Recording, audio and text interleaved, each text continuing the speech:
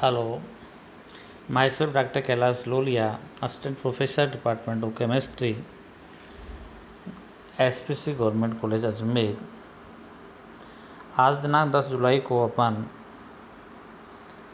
आयनिक solids के कुछ points का अध्ययन करेंगे, जिसमें सबसे पहले ले रहे हैं रेडियस रेशियो, हिंदी में कहते हैं त्रिज्या अनुपात। इसे R capital and subscribe R small के द्वारा डिनोट करते हैं, और ये मैथमेटिक्स प्रूफ में इसे R capital subscribe R small equal to radius of cation upon radius of रेनाइन एनाइन के अनुपात को त्रिज्या अनुपात कहते हैं। मैथमेटिक्स टर्म्स इसका ये हुआ,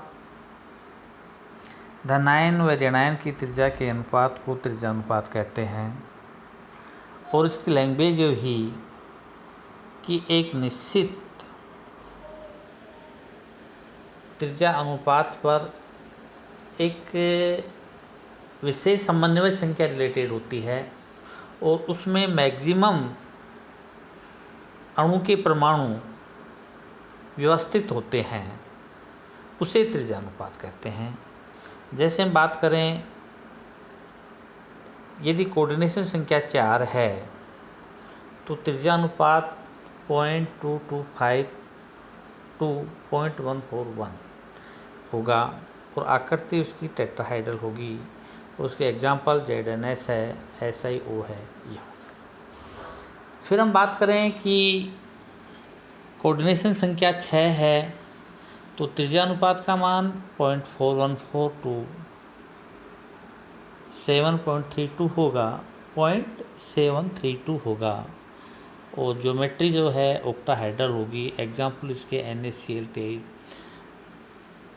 टाइटेनियम ऑक्साइड होंगे, और ये त्रिज्या अनुपात का मान 0.732 से लेकर के 1 के मध्य है, तो आकृति जो है या ज्योमेट्री जो है वो क्यूबिक होगी, और उसके एग्जाम्पल सीजियम क्लोराइड वगैरह, ये NaCl वगैरह ये होंगे, NaCl caesium bromide, calcium chloride आदि होंगे।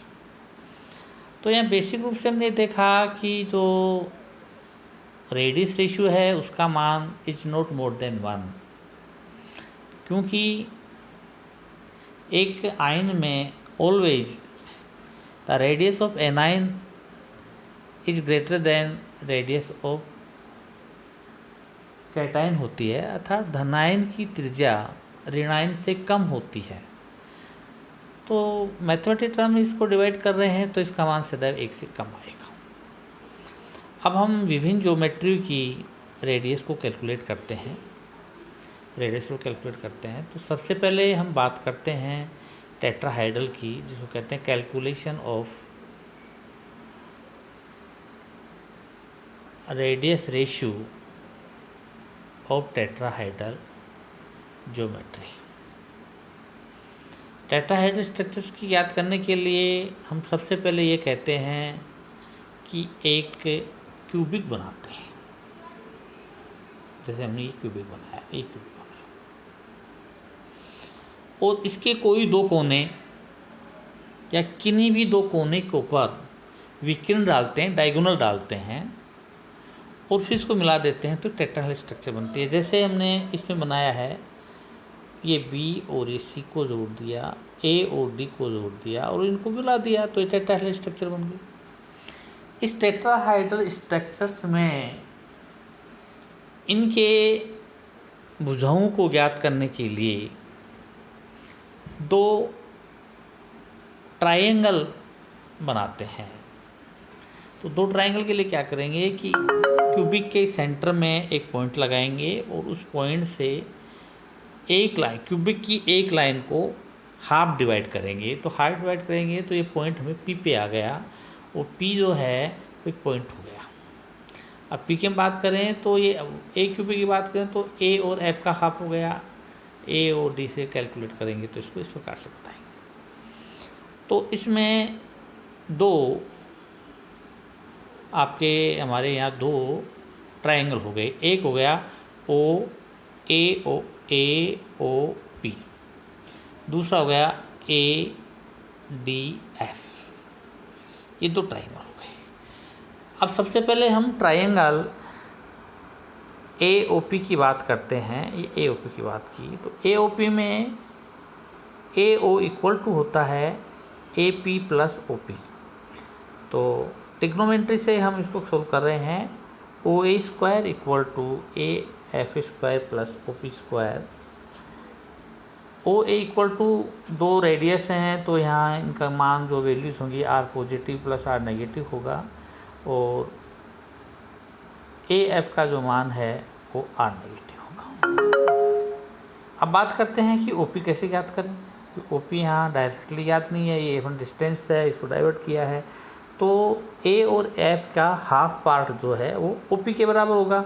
तो हाफ पार्ट कैसे निकालें, इसके लिए हमें ट्राइंगल ए एफ डी की कैलकुलेशन करनी पड़ेगी।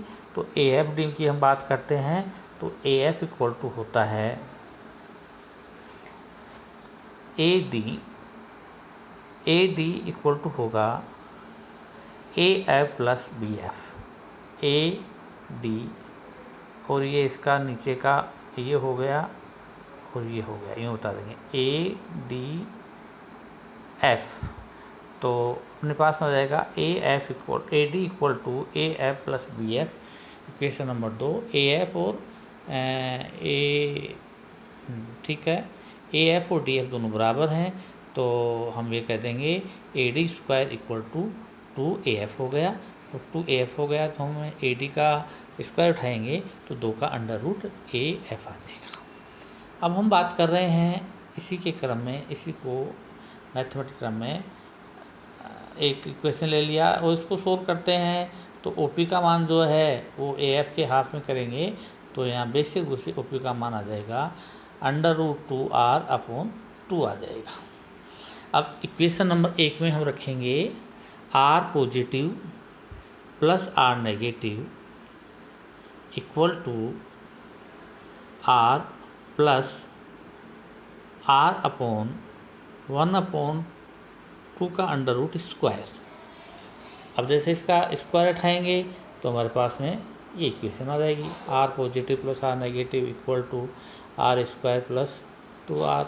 ये इसका एलसीएम 2 लेके जोड़ देंगे तो ये आ जाएगा R square plus R minus plus R square का square equal to 3/2 R square आ जाएगा। अब ये 3/r2 स्क्वायर है, इसमें से हम क्या कर रहे हैं कि आर नेगेटिव को इधर ट्रांसफ़र करेंगे। आर नेगेटिव ट्रांसफ़र करेंगे तो ये इक्वेशन आ गई अपने पास में R positive equal to 3/2 R negative minus R negative. अब आर नेगेटिव यहाँ कॉमन ले लेते हैं तो आर पॉजिटिव इक्वल टू हो जाता है आर पॉजिटिव इक्वल टू हो गया आर कोष्टक 3/2 माइनस 1। अब हम बात कर रहे हैं इसके रेशियो की। तो हम यहाँ ये आर जो नेगेटिव है इसको इससे नीचे ले लिया तो R positive upon R negative equal to 3/2 minus 1 equal to हमारे पास में आता है 0.225। तो 0.225 से लेकर के 0.414 तक यदि रेडियस रेशियो है तो वे ज्योमेट्रियाँ टेट्राहाइड्रल होंगी और उनका कोऑर्डिनेशन नंबर 4 होगा। ये हमने लिमिटेशन लॉ ऑफ रेडियस से हमने कैलकुलेट किया। नेक्स्ट हम बात करते हैं radius ratio for octahedral.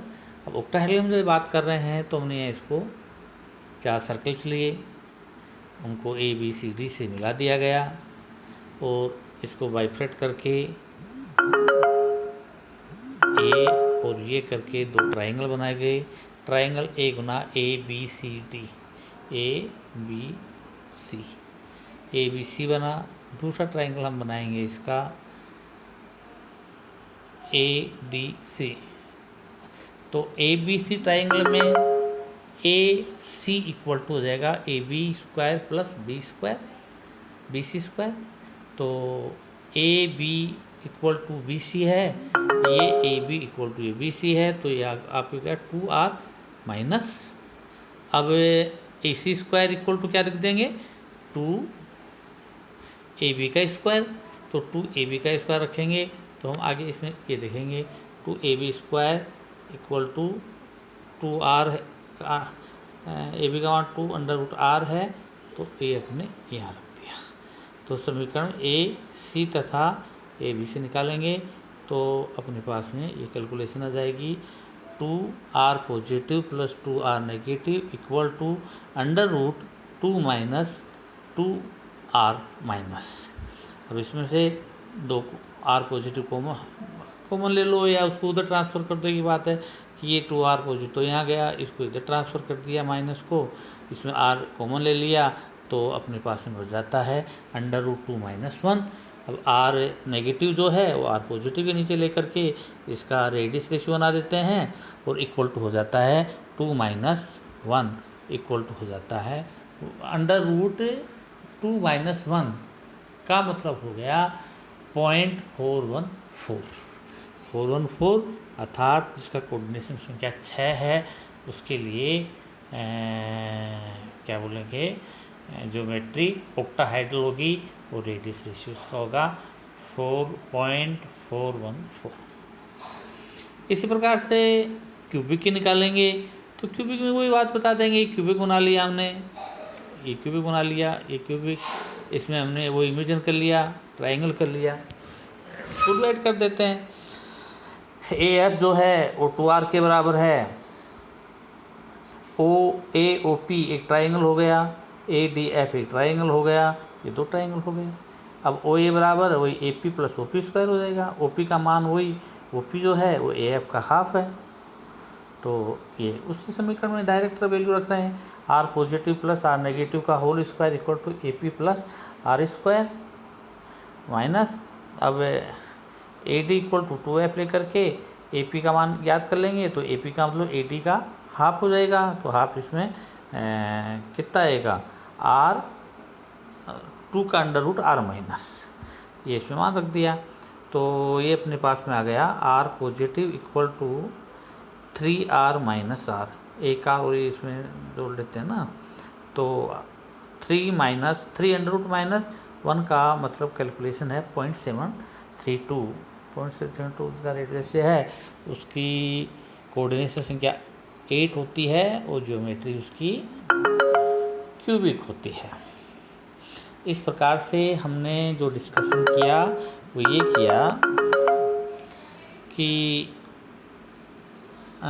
Radius ratio, geometry और कोऑर्डिनेशन नंबर एक दूसरे से इस प्रकार से कोरिलेटेड हैं और ये एक मैथमेटिक टर्म्स हैं जो ट्रिग्नोमेट्री के आधार से ज्ञात किए जाते हैं। ये थ्योरेटिकल कम और मैथमेटिक टर्म्स ज़्यादा हैं। नेक्स्ट हम बात कर रहे हैं आयनिक सॉलिड की बात कर रहे हैं, और आयनिक सॉलिड में हम सबसे पहले एक बात कहना चाहते हैं कि आयनिक सॉलिड जो होते हैं किन्हें कहते हैं। हम ये कहना चाहते हैं कि पॉजिटिव और नेगेटिव मिनिमम स्पेस में मैक्सिमम संख्या में पैक हों, उससे जो स्ट्रक्चर बनती है वो स्थायी होती है, स्टेबल होती है, जिसमें सेम चार्ज वाले आयन दूर दूर होते हैं और अपोजिट चार्ज वो नज़दीक होते हैं।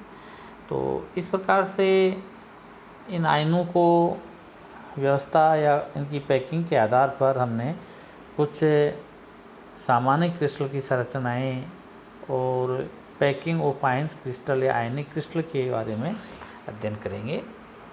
तो सबसे पहले हम बात कर रहे हैं पैकिंग ऑफ आयनिक क्रिस्टल, अर्थात आयनिक क्रिस्टल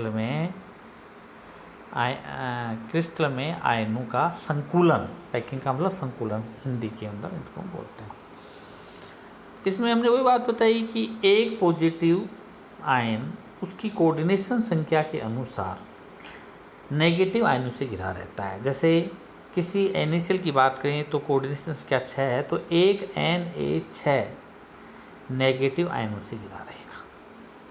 CF2 की बात करें तो Ca का कोऑर्डिनेशन संख्या 4 है, और Ca की 8 है, F की 4 है, तो एक Ca 8 Fa से घिरा रहेगा और एक Fa 4 Ca पॉजिटिव से घिरा रहेगा और एक स्थायी आयन या एक स्थायी आयनिक संरचना बनाएंगे। ये इसे बताते हैं कि प्रत्येक आयन अधिकतम विपरीत संख्या आयनों से घिरा रहता है और अपने आयनों में प्रबल आकर्षण बल पाया जाता है और आकर्षण बल क्रिस्टल को स्थायित्व प्रदान करता है। अर्थात आयनों के द्वारा घेरा हुआ स्थान अधिकतम होता है और इसमें कम से कम रिक्त स्थान होता है। समान आयनों के मध्य प्रतिकर्षण होता है, इसलिए वो अधिकतम दूरी पर होते हैं। क्रिस्टल जो है विद्युत उदासीन होता है। ऋणायन का आकार धनायन से बड़ा होने के कारण ये अपने को इस प्रकार संकुलित करता है जिससे ऋणायनों के बीच में एक पॉजिटिव आयन आ जाए। ये इस प्रकार की बात करते हैं। अब हम आयनों के ज्योमेट्री की बात कर रहे हैं कि यदि आयन स्क्वायर पैकिंग के रूप में रहें तो इस प्रकार से होंगे कि स्क्वायर पैकिंग बात करते हैं तो ये कहते हैं कि सबसे पहले नीचे एक लाइन गोलाकार की लगा दो, उसके ऊपर दूसरी लाइन लगा दो, तो कोई 4 आयनों या 4 एनायन के स्पर्श करने से एक होल पॉजिटिव बनता है। यहाँ पॉजिटिव रहा, इसमें पॉजिटिव फिट हो जाता है। अब स्क्वायर बात की तो 4 हो गई। अब ये संरचना ए बी होती है और इसमें एक एक्स जो हमने बताया एक्स और वाई, तो एक्स जो है प्रथम एनायन की परत के रिक्त स्थानों में धनायन और वाई क्या है द्वितीय एनायन की परत में धनायनों का पैकिंग। इस प्रकार से स्क्वायर प्लेन की बात करते हैं। फिर बात करते हैं हम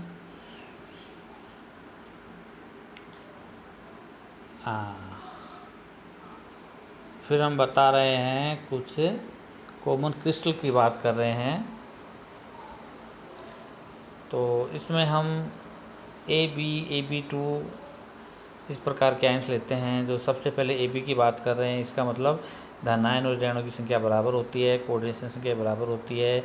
एग्जाम्पल उसके ZnS and NaCl caesium chloride है। जैसे NaCl की बात की तो NaCl का रेशियो जो है 0.4142 0.732 है, अर्थात कोऑर्डिनेशन संख्या 6 हो गई। तो इसका जो रेशियो निकाला हमने R नेगेटिव R पॉजिटिव की त्रिज्या जो है 0.95 है, नेगेटिव की 1.8 है, तो इसका रेडियस रेशियो आ गया 0.524। अब 24 का मतलब हो गया कोऑर्डिनेशन संख्या 6 और कोऑर्डिनेशन का मतलब हो गया ऑक्टाहाइड्रल। और ऑक्टाहाइड्रल की बात कर रहे हैं तो ये सबसे नहीं बात करते हैं कि सेंटर में एक पॉजिटिव ले लिया, 4 कोनों पे नेगेटिव, ऊपर नीचे नेगेटिव, तो एक पॉजिटिव 6 नेगेटिव से सराउंडिंग हो गया। अब क्यूबिक की बात करेंगे तो क्यूबिक क्या कहेंगे 8 कोने हैं। इसमें 8 कोनों में से इसको पैकिंग के हिसाब से जस्ट डबल हो जाते हैं, तो 8 एके हो गए और 6 एके हो गए, 14 हो जाते हैं, 8 से 14। और तो इस प्रकार से प्रत्येक कोने कैलकुलेट 8 के हिसाब से करते हैं, तो 8 कोने पर 8 गुणा 1/8 = 1 इसकी यूनिट सेल हो जाती है। ये इसकी स्ट्रक्चर है जो हम याद करते हैं NaCl की है। तो ये हमें ये बात आ गई। नेक्स्ट हम इसी की बात करते हैं। कोऑर्डिनेशन संख्या 8 हो तो क्यूबिक बनता है, ये क्यूबिक होने बना दिया है। इस क्यूबिक में 2 प्रकार की संरचनाएं बनती हैं, एक होता है हेक्सागोनल पैकिंग और दूसरी होती है फेस सेंट्रल क्यूबिक। हेक्सागोनल में क्या होता है कि 6 गोले के बीच में एक वैकेंट स्पेस, इसमें नेगेटिव पॉजिटिव आयन आता है और ये 6 गोले एक हेक्सागोनल स्ट्रक्चर बनाते हैं। और क्लोज पैकिंग फेस की बात करते हैं तो फेस में होता है इस पर क्यूबिक जो है ABC 3 लेयर्स बनती हैं, 3 लेयर के आधार पर ये क्यूबिक संरचना की बात करते हैं। नेक्स्ट हम बता रहे हैं आपको यूनिट सेल की बात कर रहे हैं। तो यूनिट सेल उसके बाद क्लोराइड की संख्या करें तो 1 + 3 हो गए, तो 1 धनायन 3 नेगेटिव से गिरा हुआ है तो 4 हो गए।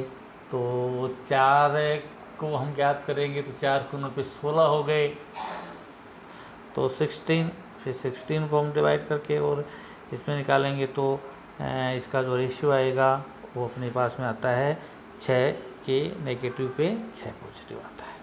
जैसे सीजियम क्लोराइड के लिए बताया तो ये 0.97 है, तो 8 कोऑर्डिनेशन क्या हो गया। जेडेसन की बात की, वुड्स की बात की, जिंक ब्लेंड्स की बात की, तो इस प्रकार से इनको कैलकुलेट करते हैं।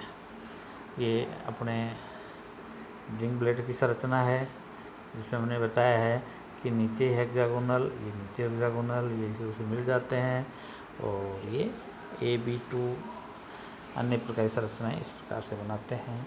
ये एक फ्लोराइड शब्द भी का उपयोग भी किया गया। फ्लोराइड शब्द का यहाँ उपयोग कर दिया तो ये क्या गया कि जो फ्लोरीन है उसके आयन, जैसे BF2 है, CF2 है फ्लोराइड्स के, और एंटीफ्लोराइड से कहा कि जहाँ धनायन जो हैं वो 2 हो और नेगेटिव 1 हो, तो उसको एंटी कहा। जैसे Na2O एंटी फ्लोराइड्स होगी, K2O यहाँ 2 पॉजिटिव हैं और 1 नेगेटिव है। इस प्रकार से ये आयनिक क्रिस्टल्स हैं, इनके बारे में मैंने अध्ययन किया है। इसको आप एक बार समझ लें, बाकी हम बाद में